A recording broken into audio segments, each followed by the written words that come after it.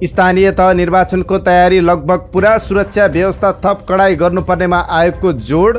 निर्वाचन आयोगले खटायो 19 अनुगमन टोली, मौन अवधिमा पैसा बाँडे तुरुन्त कारबाही गर्ने अधिकार। के हुन् त गर्नै नहुने कामहरू, यो सम्बन्धी जानकारी। स्थानीय तह निर्वाचनमा यसपटकका लागि सुखद खबर, निर्वाचनमा विद्रोही समूह निष्क्रिय, प्रहरीलाई राहत। मतदाता परिचय पत्र नभएकाले पनि यसपटक भोट हाल्न पाउने। मौन अवधिमा भोज भतेर गर्ने र पैसा बाँड्नेको भिडियो खिच्न आयोगले खटायो 19 टोली, ठाउँको ठाउँ कारबाही हुने।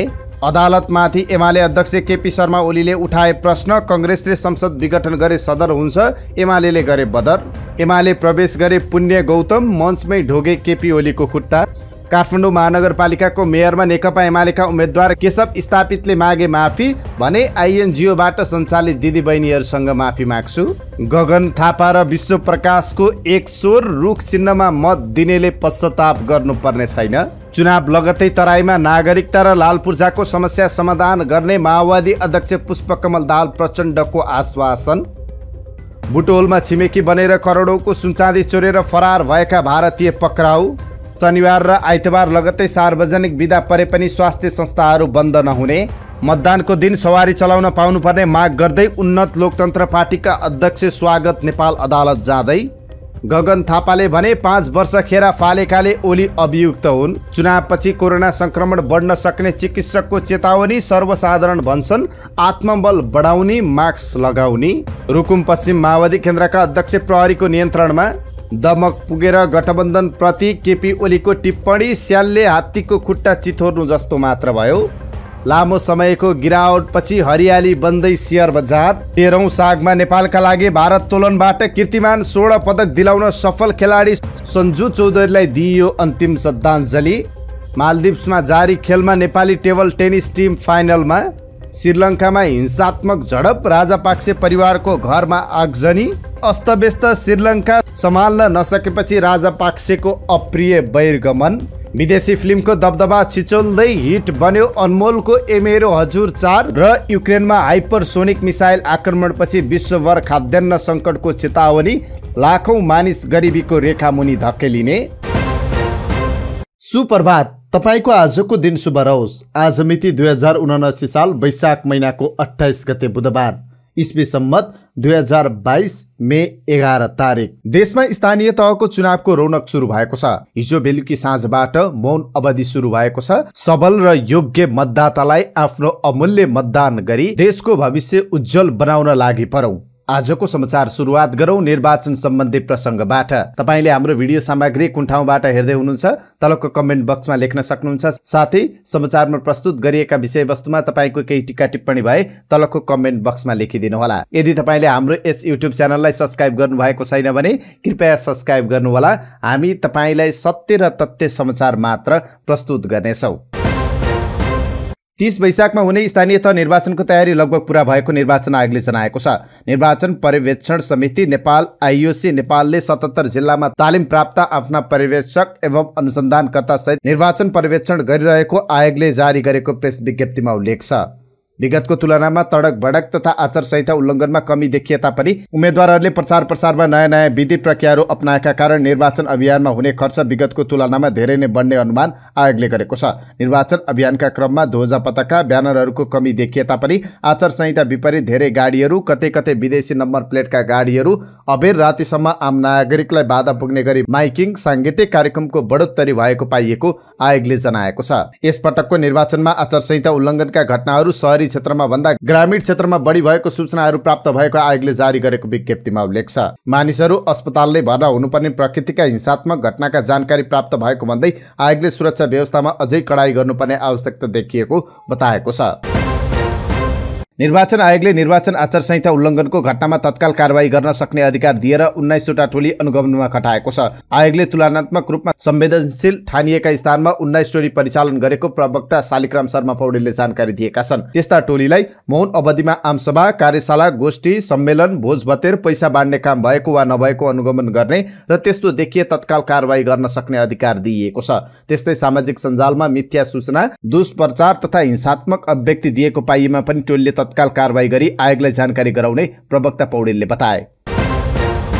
आसन्न स्थानीय तहको निर्वाचनका लागि हिजो राति 12 बजेदेखि 48 घण्टे मौन अवधि सुरु भएको छ। निर्वाचन आयोगले नै मौन अवधिमा गर्न नहुने र नहुने कामको सूची बनाएको छ। मौन अवधि सुरु भएपछि राजनीतिक दलले चुनाव प्रचार गर्न र मतदातासँग मत माग्नेदेखि नशालु तथा मादक पदार्थ सेवन गर्न रोक लगाइएको छ। वैशाख 30 गते हुने स्थानीय तहको निर्वाचनका लागि राजनीतिक दल र उम्मेद्वारले हिजो राति 12 बजेसम्म मात्र चुनाव प्रचार गर्न समय अवधि दिएको थियो। आयोगले मौन अवधिमा राजनीतिक दल र उम्मेद्वारलाई विशेष गरी 4 किसिमको कार्यमा रोक लगाएको छ।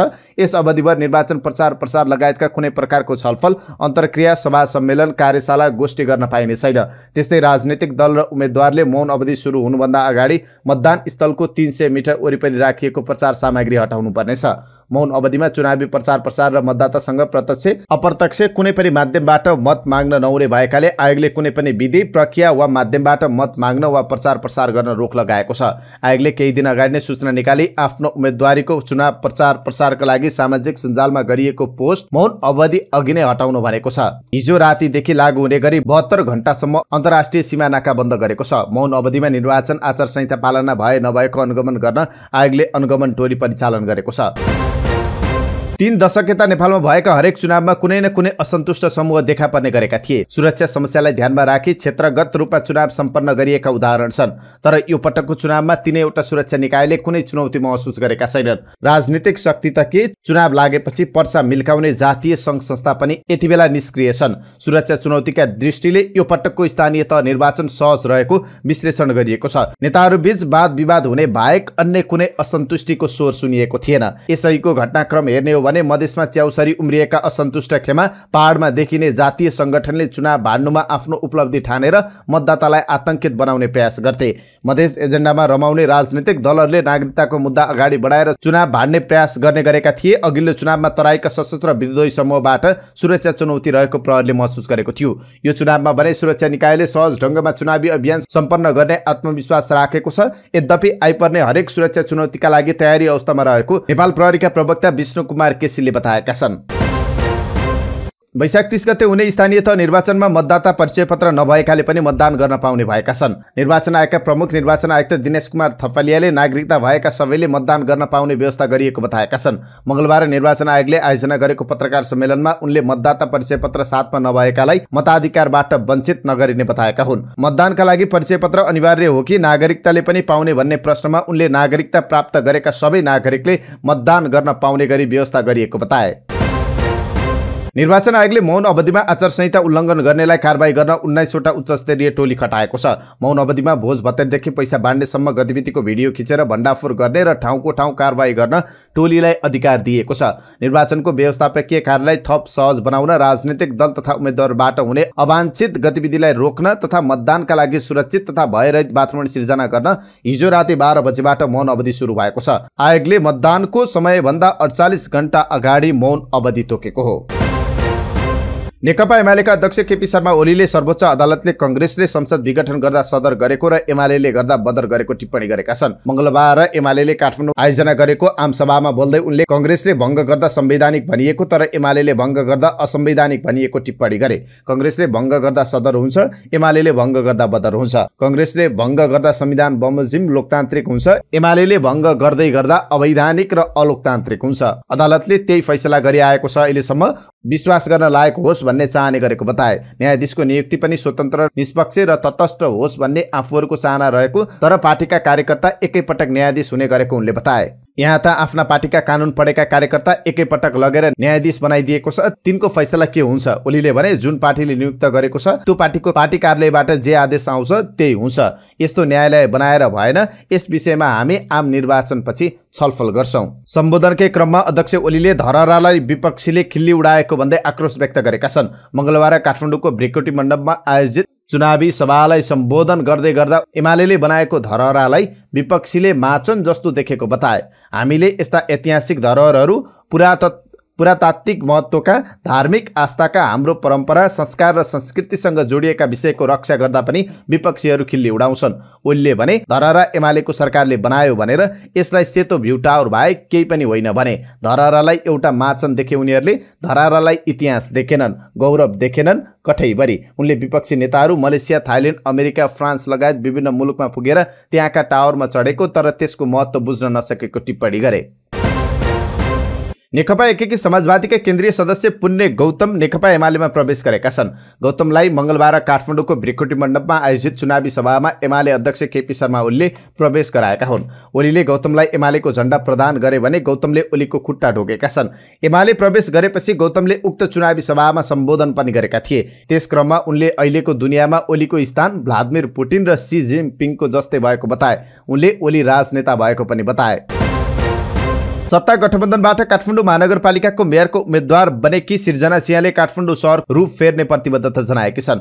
चुनावी प्रचार सभाको अन्तिम दिन असनमा बोल्ने क्रममा सिंहले सपना नबाड्ने तर गर्न सकिने काम कार्यान्वयन गरेर छाड्ने बताइन्। सुशासन दिन्छु, भ्रष्टाचार मुक्त बनाउँछु, डिजिटल काठमाडौँ बनाउनेछु। सिंहले भनिन्, फोहोर घरबाटै कम बनाउने काम गर्छु। ठूलो बजेट भएको काठमाडौँ 24 वर्षसम्म उस्तै रहेको बताउँदै उनले कुरूप सहरको मुहार फेर्ने दावी गरिन्। विद्यालय सुरु हुने समयलाई हेरफेर गरी ट्राफिक व्यवस्थापन गर्ने प्रतिबद्धता जनाइन्। काठमाडौँ महानगरपालिकाको मेयरमा नेकपा एमालेका उम्मेद्वार केशव स्थापितले आफ्नो अभिव्यक्तिबाट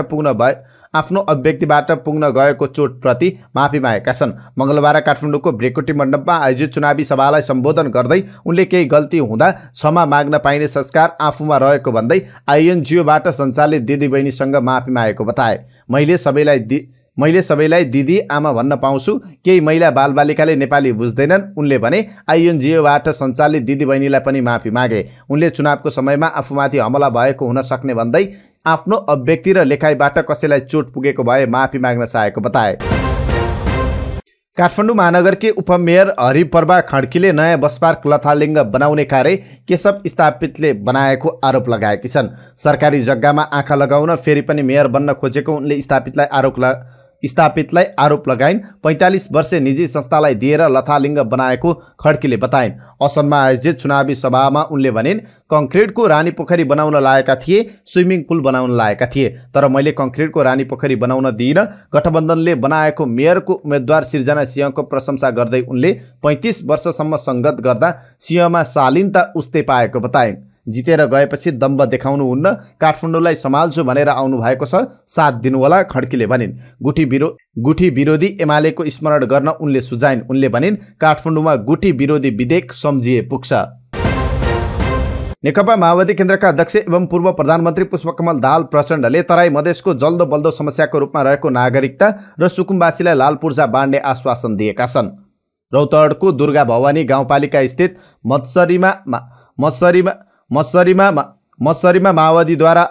मत्सरीमा माओवादीद्वारा मंगलबार आयोजित चुनावी सभालाई सम्बोधन गर्दै अध्यक्ष दाहालले स्थानीयलाई लाल पूर्जा र नागरिकताको आश्वासन दिएका हुन्। उनले चुनाव लगत्तै मत्सरीवासीलाई लाल पूर्जा दिने प्रतिबद्धता जनाए। त्यस्तै जेठ 3 गते सुरु हुने प्रतिनिधि सभा अधिवेशनबाट नागरिकता विधेयक पास गर्ने आश्वासन दिएका छन्। तराई मधेसमा नागरिकता जल्दो बल्दो समस्याको रूपमा रहेको छ। यो समस्या समाधान गर्न नसक्दा हामीलाई लाज मर्दो भएको छ। उनले भने, आगामी जेठ 3 गतेको सदन एमालेले अवरोध गरे भने पनि हामी नागरिकता विधेयक पास गर्छौं, तपाईहरू ढुक्क हुनुहोस्। चुनाव प्रचारको अन्तिम दिन अध्यक्ष दाहाल हेलिकप्टर चढेर रौतहट पुगेका थिए। दुर्गा भगवतीलाई झुपडी मुक्त बनाउने, दलित आवास, समुचित स्वास्थ्य, गुणस्तरीय शिक्षा, खानेपानीको व्यवस्थापन गराउने उनले प्रतिबद्धता जनाए। सभामा अध्यक्ष दाहालले मत्सरीवासीलाई लाल पूर्जा आवश्यक रहेको र स्थानीय चुनाव लगत्तै वितरण गर्ने सुनाए। वर्षेनी बागमतीको कटान र डुबानले तपाईहरू पीडामा हुनुहुन्छ। उनले भने, वर्षेनी खोलाको कटान र डुबानले तपाईहरू पीडामा हुनुहुन्छ। उनले भने, तटबन्ध र डुबानको समस्या हल गर्न सारा शक्ति लगाउनेछु। आगामी आर्थिक वर्षदेखि सरकारले पूर्व पश्चिम रेलमार्गको बर्दिवासदेखि निजगढसम्मको रेलमार्गमा ट्र्याक र स्टेसनसहित पूर्वाधार निर्माण सुरु गर्ने तयारी थालेको छ। आगामी आर्थिक वर्षमा बहुवर्षीय ठेक्काका लागि स्रोत सुनिश्चित गरेर रेलमार्गको पूर्वाधारहरू बनाउने काम अगाडि बढाउन लागि हो। रेल विभागले भौतिक पूर्वाधार तथा यातायात मन्त्रालयलाई ट्राइबेडको काम सकिन लागेकाले अब रेल सञ्चालन गर्न योग्य हुने गरी रेलमार्ग तयार गर्न प्रस्ताव गरेको लामो समय भइसकेको छ। विभागले बर्दिवासबाट 35 किलोमिटर लालबन्दीसम्म पहिलो चरणमा काम अगाडि बढाउन करिब 24 अर्बको स्रोत सुनिश्चितता मागेको छ। आगामी आर्थिक वर्षको बजेटबाट केही प्रतिशत स्रोत सुनिश्चित गरेर ठेक्का लगाउने तयारी गरिएको छ। राष्ट्रिय योजना आयोग र अर्थ मन्त्रालयले स्वीकृति दिएपछि माटो भर्ने र पुल बनाउने काम सकिएका सकिएका पूर्व पश्चिम रेलमार्गको खण्डमा लिग र स्टेसनहरू बनाउन काम सुरु हुनेछ। इलेक्ट्रोमेकानिकल र मेकानिकल कामहरू पनि गर्ने गरी बजेट प्रस्ताव गरिएको छ। निर्माणाधीन खण्डलाई रेल चल्न योग्य तयार गरेमा जयनगरबाट जनकपुर हुँदै यात्रुहरू निजगढसम्म रेलमै आउन सक्ने अवस्था बन्नेछ। बुटवलमा छिमेकी बनेर करोडौँको सुनचाँदी चोरेर फरार भएका तीन भारतीय 2 हप्तामै प्रहरीको फन्दामा परेका छन्। वैशाख 13 गते रूपन्देहीको बुटवल उपमहानगरपालिका वडा नम्बर 6 स्थित गुलमेली मजुवा सुनचाँदी पसलमा भएको सुनचाँदीसहित करिब 5 लाख सुनसहित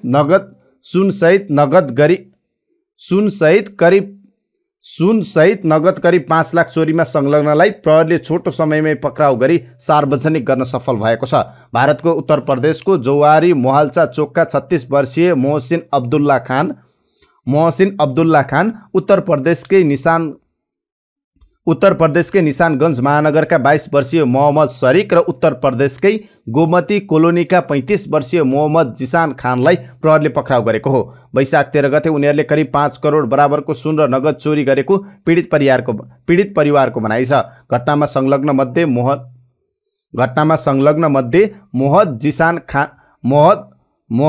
मोहद जिसान खान मुख्य योजनाकार रहेको प्रहरीले बताएको छ।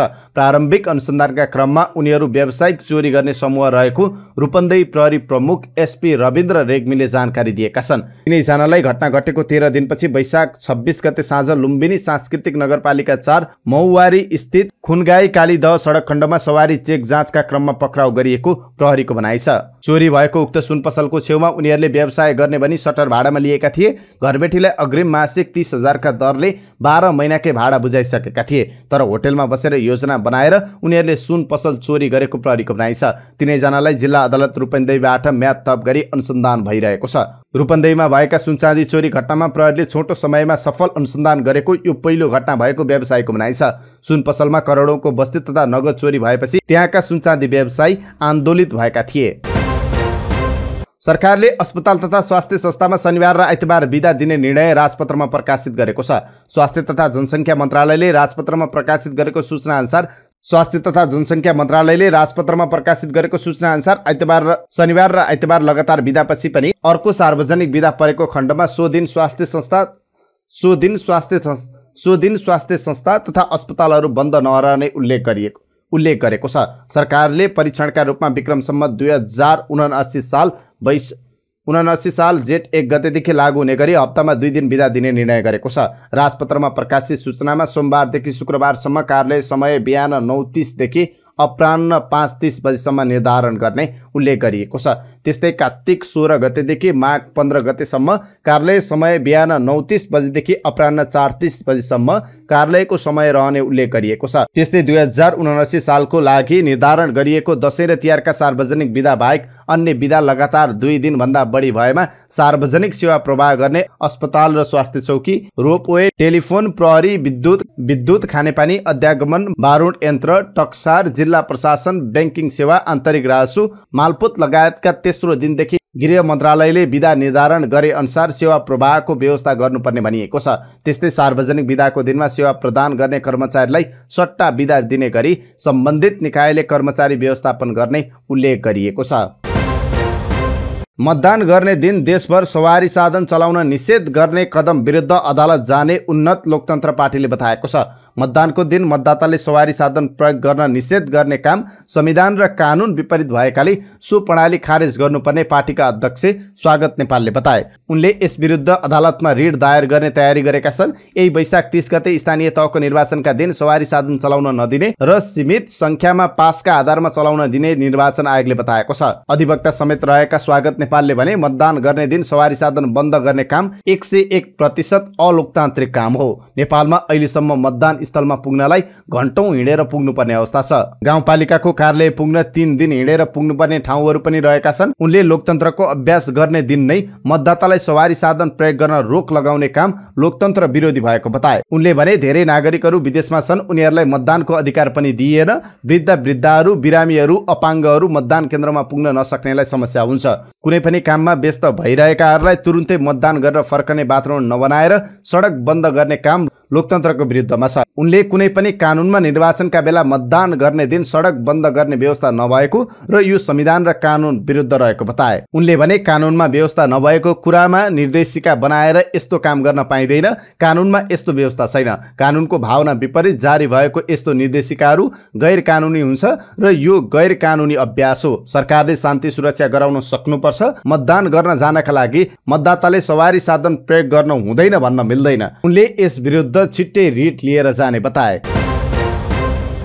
नेपाली कांग्रेसका महामन्त्री गगन थापाले एमाले अध्यक्ष केपी शर्मा ओलीले 5 वर्ष खेरा फाल्ने कार्य गरेकाले अभियुक्त भएको टिप्पणी गरेका छन्। मतदातालाई ओलीले जवाब दिने समय भएकाले ओली अभियुक्त भएको उनले जिकिर गरे। प्रधानमन्त्रीकै रूपमा भृकुटी मण्डपमा ओलीले सम्बोधन गर्नुपर्नेमा कांग्रेसलाई धारे हात लगाउँदै पूर्व पश्चिम गरिरहेकोमा थापाले आपत्ति जनाए। चुनावी सभाको अन्तिम दिनमा भृकुटी मण्डपमा एमालेले सभा गरेको थियो। असनबाट गठबन्धनको सभामा बोल्दै गर्दा थापाले भने अहिले भृकुटी मण्डपमा बोल्दै गर्दा केपी शर्मा ओली प्रधानमन्त्रीकै रूपमा बोलेको हुनुपर्ने हो कि होइन? संसद भङ्ग किन गरेको हो? मूल झगडियाले माफी माग्नु पर्छ कि पर्दैन? पूर्व प्रधानमन्त्री ओलीले 229 सडकका लागि शिलान्यास गर्दै गर्दा बजेट विनियोजन नगरी स्विच थिचेको बताए। कोरोना संक्रमणको समयमा 5000 जनतालाई बचाउन सकिने भए पनि ओली सरकारकै कारण ज्यान गएको उनको आरोप छ। नेपालमा अहिले पनि कोरोना संक्रमण हुने क्रम रोकिएको छैन। पछिल्ला दिनहरूमा त यो क्रम बिस्तारै उकालो चढ्दै गइरहेको पाइएको छ। छिमेकी देश भारतमा संक्रमणको गति बढेकाले त्यसको असर यहाँ पनि पर्ने निश्चित जस्तै छ। स्वास्थ्य सतर्कतामा हुने लापरवाहीले पुनः कोरोना संक्रमण बढाउने स्वास्थ्य मन्त्रालयको चेतावनी छ। स्वास्थ्य मन्त्रालय र विज्ञहरूको चेतावनी प्रति भने कसैले ध्यान दिएको देखिँदैन। दैनिक संक्रमण हुनेको संख्यामा कमी आएकाले कोरोना केही हदसम्म नियन्त्रणमा आएको हो। तर राजनीतिक नेतृत्वदेखि कार्यकर्ता र सर्वसाधारणले सहरदेखि गाउँसम्म कोरोना पूर्ण रूपमा नियन्त्रणमा आए जस्तो व्यवहार गरिरहेका छन्, जसले पुनः संक्रमण बढाउने खतरा देखिएको छ। पछिल्ला केही महिना यता स्थिर रहेको संक्रमण दर अहिले दैनिक 10 देखि 15 जनामा पुष्टि हुने गरेको छ। 3 मात्रा खोप लगाइसकेकाले अब हामी सुरक्षित भइसक्यौं, अब मास्क जरुरत छैन। एक सर्वसाधारण भन्छन् आत्मबल बलियो पारेपछि रोग लाग्दो रहन्छ, अब आत्मबल बढाउने, मास्क लगाउने। चुनावका लागि भारतमा रोजगारीमा गएकाहरू पनि दैनिक सयौंको संख्यामा घर फर्किरहेका छन्। त्यसले पनि संक्रमणको जोखिम थप उच्च बनाएकाले बेलैमा सतर्कता अपनाउनु पर्ने देखिन्छ। प्रहरीले नेकपा माओवादी केन्द्रका गाउँपालिका अध्यक्षलाई नियन्त्रणमा लिएको छ। रुकुम पश्चिमको त्रिवेणी गाउँपालिका अध्यक्ष गणेश खड्कालाई प्रहरीले पक्राउ गरेको हो। 9 नम्बर ओडामा रहेको प्रहरी चौकी तोडफोड गरेको आरोपमा खड्कालाई नियन्त्रणमा लिएको प्रहरीले जनाएको छ। नेकपा एमालेका अध्यक्ष केपी शर्मा ओलीले दमक नगरपालिकामा एमाले विरुद्धको गठबन्धन स्यालले हात्तीको खुट्टा चितोर्ने जस्तो मात्र भएको टिप्पणी गरेका छन्। उनले सबै दल मिलेर घेराबन्दीमा पार्न खोजे पनि एमालेलाई कुनै आपत्ति नभएको बताए। गृहनगर दमकमा मंगलबार आयोजित चुनावी सभालाई सम्बोधन गर्दै ओलीले दमकवासीले पार्टीभन्दा नेता हेरेर भोट दिने विश्वास व्यक्त गरे। उनले दमकमा भएको विकास निर्माणको विरोध गर्ने दलहरू गठबन्धनमा बाँधिएकाले एमालेलाई कुनै फरक नपर्ने जिकिर गरे। दमकमा बन्दै गरेको भ्यू टावर देखेर तर्सिएकाहरू सभागृह बनेको देख्न नसक्नेहरूले एमालेको सरकारको विरोध गर्ने हो। आफ्नै गाउँ आफ्नै ठाउँमा भएको विकासको पनि विरोध गर्ने कस्ता नेता, कस्तो राजनीति? ओलीले भने त्यसैले विकास विरोधीलाई होइन, तपाईहरूले विकास प्रेमी नेता हेरेर भोट दिनुहोला। शेयर बजारमा हरियाली छाएको छ। हिजो शेयर बजार 44.16 अङ्कले वृद्धि भएको छ। 1.95% बजार बढ्दा नेप्से परिसूचक 2312 अङ्कमा पुगेको छ। 1,35,66,78,400 को शेयर कारोबार भएको छ। 226वटा कम्पनीका 33,30,150 किता शेयर खरिद बिक्री भएको छ। हिजो 3वटा कम्पनीको शेयर मूल्यमा पोजिटिभ सर्किट लागेको छ। वरुण हाइड्रो, दादी हाइड्रो पावर र जाल्पा सामुदायिक लघुवित्तको शेयर मूल्य 10% वृद्धि भएको हो। हिजो दादी ग्रुप पावर लिमिटेडको सबैभन्दा धेरै शेयर कारोबार भएको छ। सो कम्पनीको हिजो 9,98,03 लाख रुपियाँ बराबरको शेयर किनबेच भएको छ। मालदिप्सको मालेमा जारी दक्षिण एसियाली जुनियर तथा क्याडेट टेबल टेनिसमा नेपाल फाइनल प्रवेश गरेको छ। नेपाली क्याडेट गर्ल्स टिमले श्रीलङ्कन क्याडेट गर्ल्स टिमलाई सेमिफाइनलमा 3-1 को जित निकाल्दै फाइनल प्रवेश गरेको अखिल नेपाल टेबल टेनिस संघका उपाध्यक्ष धर्ममान वज्राचार्यले जानकारी गराएका छन्। नेपाली टोलीले उपाधिका लागि फाइनलमा भारतको सामना गर्नेछ। पहिलो खेलमा नेपालले बंगलादेशलाई 3-0 को नतिजामा पराजित गरेको थियो। दक्षिण एसियाली राष्ट्र श्रीलङ्का एकसाथ आर्थिक र राजनीतिक सङ्कटले बिथोलिएको छ। देशको आर्थिक दुरवस्था सम्हाल्न नसकेपछि महेन्द्र राजापाक्सेले प्रधानमन्त्री पदबाट राजीनामा दिएसँगै थप सङ्कट झुलिएको हो। राजापाक्सेका समर्थकले सरकार विरोधी प्रदर्शनकारीमाथि गरेको आक्रमणपछि उत्पन्न हिंसामा मारिनेको सङ्ख्या 8 पुगेको छ। शान्तिपूर्ण प्रदर्शनमा हिंसा मच्चाइएको भनेर विपक्षी नेताले राजापाक्सेलाई नै पक्राउ गर्नुपर्ने माग गरेका छन्। ट्रेड युनियनले शान्तिपूर्ण प्रदर्शनमा सरकार समर्थित आक्रमणका विरुद्ध मङ्गलबारबाट अनिश्चितकालीन हडताल गर्ने घोषणा गरेका छन्। हिजो राजापाक्सेले प्रधानमन्त्री पदबाट राजीनामा दिए लगत्तै प्रदर्शनकारीहरूको जत्थाले कुरुनेगाला स्थित उनको पुर्ख्यौली घरमा आगो लगाइदिएका थिए। सामाजिक सञ्जालमा भाइरल भएका भिडियो क्लिपहरू हेर्दा आगजनीबाट राजापाक्सेको घर ध्वस्त प्राय छ। उक्त घटना पश्चात राजापाक्सेको पार्टीका नेताहरू सेल्टर खोज्दै भागाभाग भएका छन्। सो पार्टीका केही सांसदहरूको घरमा पनि आगजनी गरिएको छ। अबको केही घण्टाभित्रै श्रीलङ्काको सेनाले टेक ओभर गर्न सक्ने आकलन भइरहेका छन्।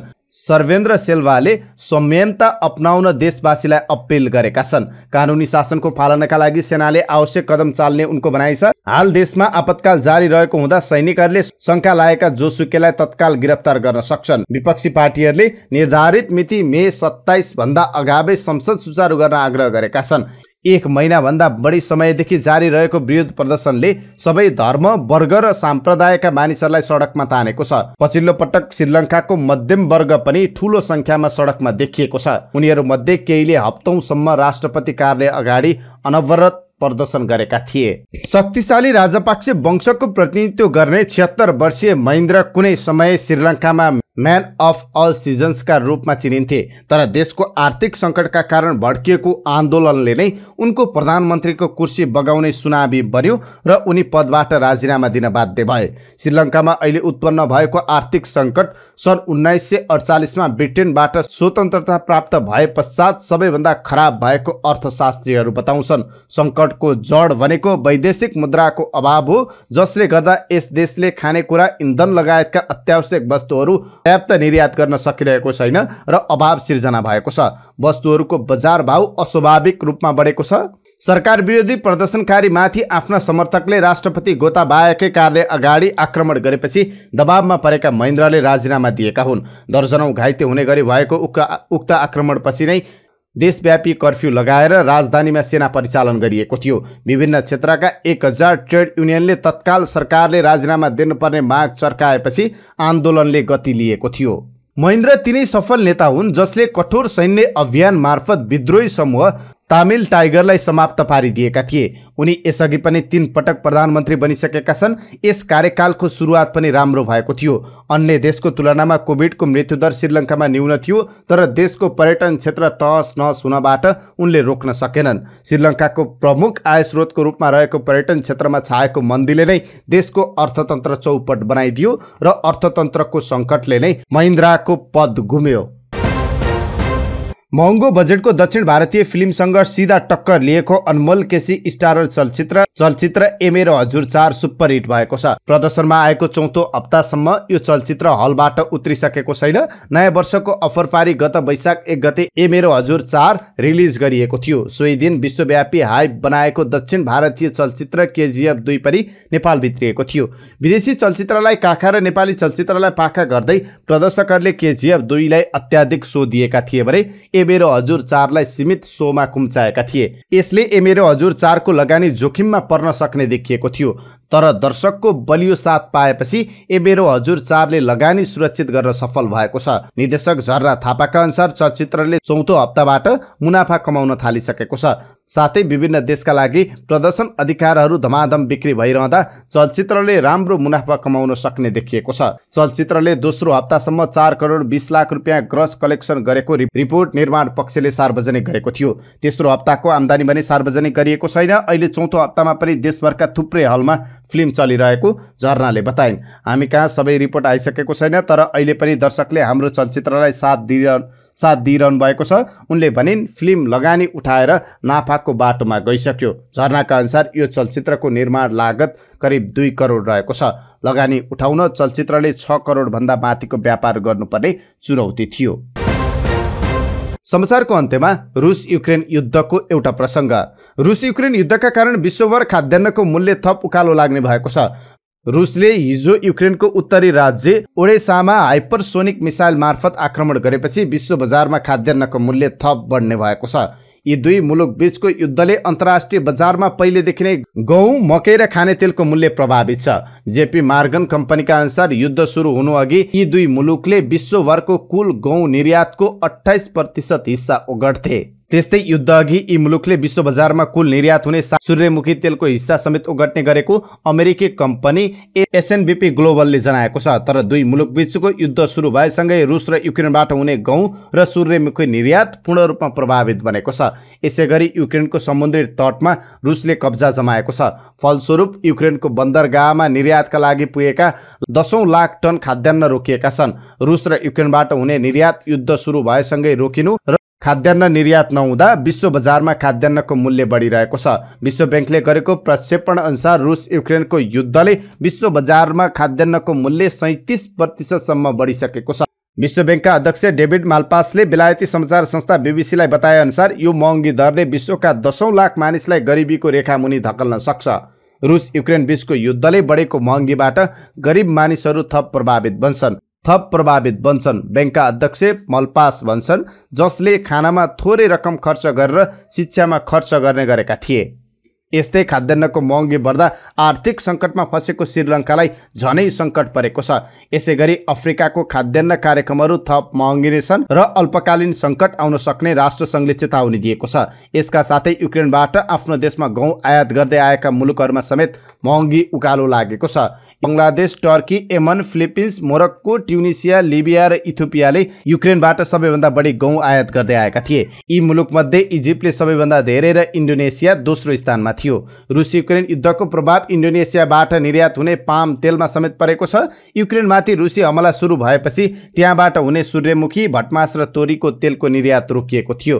यससँगै इन्डोनेसियाको आन्तरिक बजारमा खाने तेलको मूल्य हालसम्मकै उच्च बिन्दुमा पुगेको छ।